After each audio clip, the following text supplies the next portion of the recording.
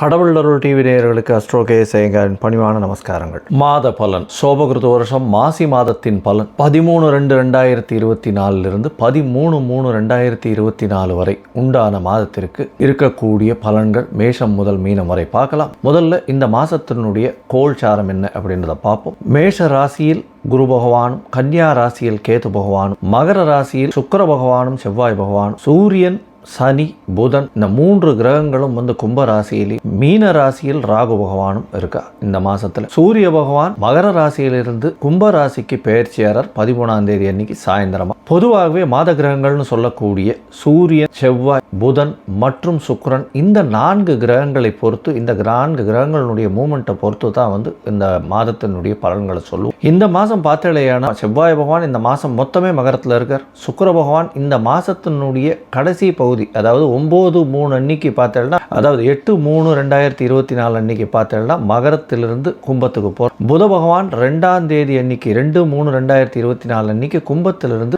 மீனத்துக்கு போகிறார். இதுதான் ஒரு பெரிய மாற்றமாக இந்த மாதத்தில் அமையிறது. இந்த மாதத்தில் வரக்கூடிய நல்ல விசேஷ நாட்கள் என்ன அப்படின்றத பார்த்தோமே.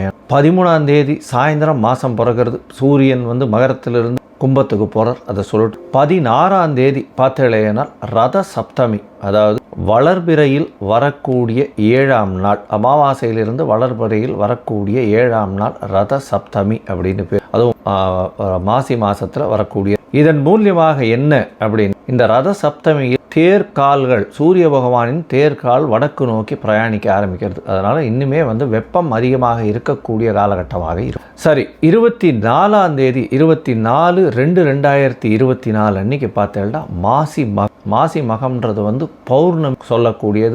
மக நட்சத்திரத்திற்கு சந்திர பகவான், சூரிய பகவான் ஏற்கனவே கும்பராசியில் இருக்கார். ஒருவருக்கொருவர் 180 பாகையை வரும்பொழுது பௌர்ணமி யோகம் வரும். மாசி மகம் அப்படின்றது பெரிய விசேஷம். குரு பகவான் அந்த சிம்மத்துக்கு வரும்போது மகாமகம் கொண்டாடுற ஒரு 12 வருஷத்துக்கு ஒரு தரமும் அது வரும். இந்த வாட்டி மாசி மகம் வருது. இது 24/2/2024 அன்னைக்கு வருது. இதற்கு அடுத்தது பார்த்தேன்னா 5/3/2024, அதாவது மார்ச் மாதம் 5ஆம் தேதி வாஸ்து நித்திரை விடும் நாள் அப்படின்னு போட்டிருக்கும்.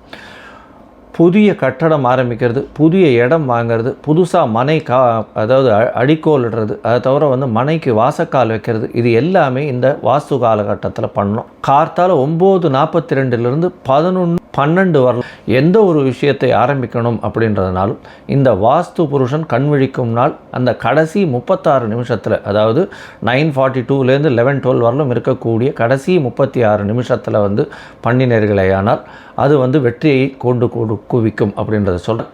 விஜயேந்திர சரஸ்வதி சுவாமிகளினுடைய ஜெயந்தி வருது. அது 7/3/2024 அன்னைக்கு வருது. அதற்கு பிறகு 10ஆம் தேதி அன்னைக்கு 10/3/2024 அன்னைக்கு மாசி மாதம் அமாவாசை வருது. அமாவாசைன்றது மூதாதையர்களுக்கு செய்ய வேண்டிய கர்மாக்களை செய்யணும். தாய் தகப்பன் இல்லாதவர்கள் செய்ய வேண்டிய கர்மாக்கள், திதி கொடுக்கறதெல்லாம் கம்பல்சரியாக கொடுக்கணும். அமாவாசை ஒழுங்காக திதி கொடுக்கலைன்னா அவர்களுடைய அடுத்த சந்ததியினர் பாதிக்கப்படக்கூடிய வாய்ப்புகள் மிகவும் அதிகம் அப்படின்றத அடிக்கடி வலியுறுத்தி. இப்போ மேஷம் முதல் மீனம் வரை எப்படி இருக்குது அப்படின்றத பார்ப்போம். அதற்கு முன்னாடி என்னுடைய மொபைல் ஃபோன் நம்பர் கீழே ஸ்க்ராலிங் ஆகிட்டு உங்களுக்கு அஸ்ட்ராலாஜிக்கல் கன்சல்ட் தேவைப்படும், நீங்கள் எனக்கு ஃபோன்.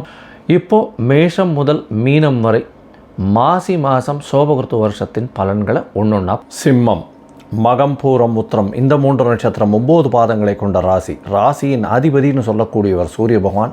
இந்த மாதம், அதாவது மாசி மாதம் 13/2/2023 13/3/2023 வரை உண்டான மாதத்தில் சூரிய பகவான் உங்களுடைய ராசிக்கு சப்தமத்தில் இருக்கார். இருந்தாலும் சனி பகவானோட சஞ்சாரம் பண்ணுறது அந்த அளவுக்கு வசதி இல்லை.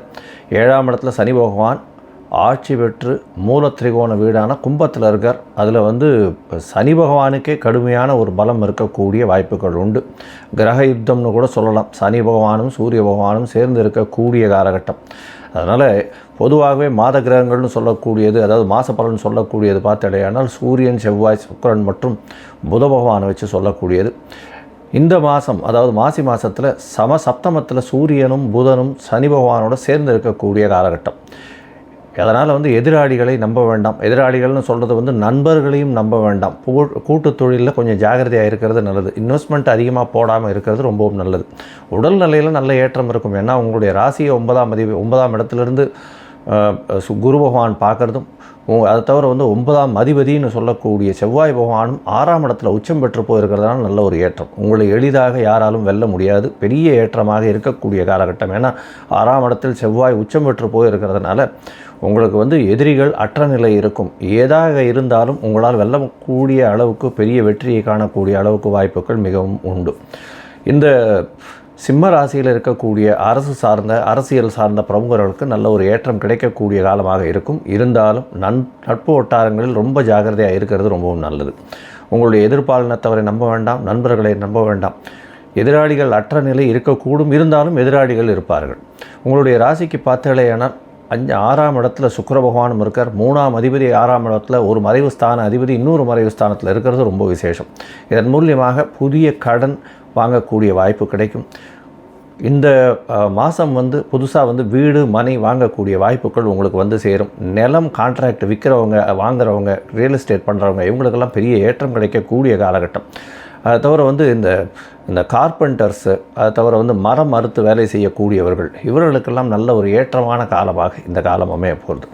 இந்த மாதத்தில் பார்த்தேன்னா அதுவும் வந்து சிம்மராசிக்காரர்களுக்கு 5ஆம் இடத்தை வந்து குரு பகவானே பார்க்கறதுனால குழந்தை பிராப்தி ஏற்படக்கூடிய வாய்ப்புகள் மிகவும் அதிகமாக இருக்கும். ஏன்னா 5ஆம் அதிபதி அப்படின்னு சொல்லக்கூடிய ஒரு புத்திரகாரகனே புத்திரஸ்தானத்தை 9ஆம் பார்வையில் பார்க்கறது பெரிய விசேஷம்.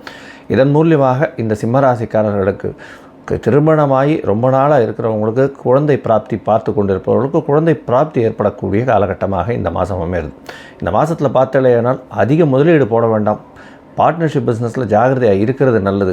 எதிரிகள் அற்ற நிலை இருக்கக்கூடிய காலகட்டமாக இருக்கும். 8ஆம் இடத்தில் இருக்கக்கூடிய ராகு பகவான் மூலியமாக திடீர் பண யோகங்கள் வரக்கூடிய வாய்ப்புகள் உண்டு. பேச்சில் மிகுந்த கவனம் தேவை. ஏன்னா 2ஆம் அதிபதி அப்படின்னு 2ஆம் இடத்தில் வந்து கேது பகவான் இருக்கிறதுனால நீங்கள் பேசக்கூடியதை தவறாக புரிந்து கொள்ளக்கூடிய வாய்ப்புகள் மிகவும் அதிகம்.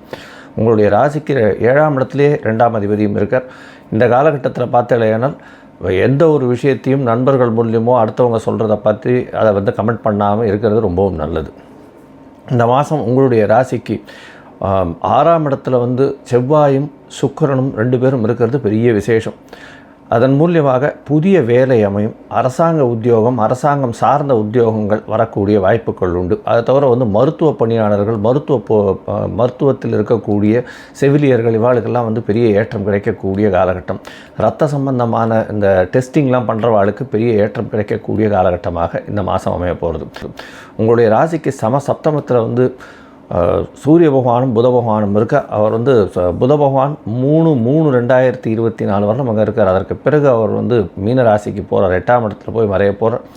இந்த மாதத்தில் வந்து உடல்நிலை வந்து நல்லபடியாக இருக்கக்கூடும். படிக்கக்கூடிய மாணவியர்கள் போட்டித் தேர்வில் வெற்றி பெறக்கூடிய வாய்ப்புகள் நிச்சயம் அதிகம். ஏன்னா 4ஆம் அதிபதினு சொல்லக்கூடிய ஒரு மிகப்பெரிய யோகர் உங்களுக்கு. அவரே 9ஆம் இடத்திற்கும் அதிபதி. ஒரு திரிகோண கேந்திர அதிபதியான செவ்வாய் பகவான் 6ஆம் இடத்துல மறைவு ஸ்தானத்திலிருந்து உச்சம் பெறுறது பெரிய விசேஷம். அதுவும் வந்து சுக்கிரனோடு சேர்ந்திருக்கார். ஒரு பெரிய சுபரோடு இருக்கிறதுனால போட்டித் தேர்வில் எது எடுத்தாலும் உங்களுக்கு வெற்றி கிடைக்கக்கூடிய வாய்ப்புகள் நிச்சயமாக உண்டு. முயற்சிகள் அனைத்தும் வெற்றி பெறக்கூடிய வாய்ப்புகள் நிச்சயமாக இருக்கும். உங்களுடைய ராசிக்கு பார்த்தலையானால் கணவனாக இருந்தால் மனைவிக்கும், மனைவியாக இருந்தால் கணவனுக்கும் சிறு சிறு தொல்லைகள் வரக்கூடிய வாய்ப்பு உண்டு. என்ன ராசியின் அதிபதியே வந்து 7ஆம் இடத்துல போய் அவர் வந்து சனி பகவானோடு சேர்ந்து இருக்கிறதுனால சிறு சிறு பிரச்சனைகள் வரக்கூடிய வாய்ப்புகள் நிச்சயமாக உண்டு. பொதுவாக இந்த சிம்மராசிக்காரர்களுக்கு மாதம் ஏற்றத்துடன் இருக்கும். இருந்தாலும் பார்ட்னர்ஷிப்பில் ரொம்ப ஜாகிரதையாக இருங்க. எதிர்பாலினத்தவர் மூலியமாக ரொம்ப ஜாகிரதையாக இருங்க. அதை தவிர உங்களுடைய முயற்சிகள் அனைத்தும் வெற்றியாகக்கூடிய வாய்ப்புகள் உண்டு. போட்டித் தேர்வில் வெற்றி அடையக்கூடிய வாய்ப்புகள் உண்டு. ஃபாரின் போகணும் படிக்கிறதுக்கு இருக்கிற வாழ்க்கெல்லாம் நிச்சயமாக கிடைக்கக்கூடிய காலகட்டமாக இந்த மாதம் அமையிறது. இந்த மாதத்தில் சில நாட்கள் நீங்கள் தவிர்க்க வேண்டிய காலகட்டமாக இருக்கும். அது வந்து சந்திராஷ்டம நாட்கள் அப்படின்னு சொல்கிறோம். சந்திராஷ்டம நாட்கள் அப்படின்னு சொல்லும்போது சந்திர பகவான் 8ஆம் இடத்துல மறையக்கூடிய நாளாக இருக்கும். இந்த காலகட்டத்தில் மயங்கக்கூடும், தவறான முடிவுகள் எடுக்கக்கூடும். அதனால் வந்து இந்த நாட்களில் வந்து எந்த ஒரு பெரிய முடிவும் எடுக்க வேண்டாம். வெளியூர் வெளிமாநில பிரயாணங்கள் வேண்டாம் அப்படின்றத சொல்கிறோம். இது வந்து 10/3/2024 12/3/2024 வரலும் இருக்கக்கூடிய நாட்களும். இதை தவிர வந்து 12/2/2024 14/2/2024 காலை வரலும் வந்து சந்திராஷ்டம நாட்களாக இருக்குது. இந்த காலகட்டத்தில் புதிதாக எந்த ஒரு விஷயத்தையும் செய்ய வேண்டாம். சரி, இந்த மாதத்தில் வந்து நீங்கள் பொதுவாகவே சனி பகவானுக்கு உண்டான சில விஷயங்களை செய்து வந்தீர்களே ஆனால் நல்ல ஒரு ஏற்றம் கிடைக்கும். சனி பகவானுக்கு உண்டான விஷயங்கள்னால் அருகில் இருக்கக்கூடிய ஆஞ்சநேயர் கோயிலுக்கு போயிட்டு வாங்க. நாமக்கல் ஆஞ்சநேயருக்கு போய் தரிசித்துட்டு வர்றது பெரிய விசேஷம். சனிக்கிழமை வந்து ஆஞ்சநேயர் கோயிலுக்கு போயிட்டு வர்றது ரொம்ப விசேஷம். அது தவிர வந்து இந்த பதனி, நுங்கு இந்த மாதிரியான விஷயங்கள் வாங்கி அதாவது உழைப்பாளிகளுக்கு கொடுக்கறது ரொம்பவும் நல்லது. ஏன்னா ஃபிசிக்கல் லேபர்னு சொல்லக்கூடியவர்களுக்கு எந்த ஒரு விஷயத்தை நீங்கள் வந்து செய்தாலும் அது உங்களுக்கு ஒரு பெரிய ஏற்றத்தில் கொண்டு போய் முடியும். அவர்களுக்கு வந்து இந்த பதனி, நுங்கு இந்த மாதிரியான விஷயங்கள் வாங்கி கொடுங்க. ஏன்னா பதனி, நுங்கும் சனி பகவானுக்கு உண்டான ஒரு பதார்த்தமாக சொல்லப்படுறது, அதாவது இயற்கை பதார்த்தமாக சொல்லப்படுறது. இதை தவிர பார்த்தீர்களேயானால் கருங்குவளை மலர் வாங்கி சனி பகவானுக்கு அர்ச்சனை பண்ணுறது பெரிய ஏற்றத்தை கொடுக்கக்கூடியது அப்படின்றதும் சொல்கிறோம். இந்த தவிர வன்னி மரம் இருக்கக்கூடிய இடத்துல வந்து ஒரு 8 தரம் பிரதட்சணம் பண்ணிவிட்டு சேவிச்சுட்டு வர்றதன் மூலியமாக உங்களுக்கு சனி பகவானால் வரக்கூடிய பிரச்சனைகள் அனைத்தும் நிச்சயமாக இருக்காது. இதுவரையிலும் அந்த பிரச்சனையும் இனிமே வரக்கூடிய பிரச்சனையிலிருந்தும் விடுதலை பெறக்கூடிய வாய்ப்புகள் உண்டு.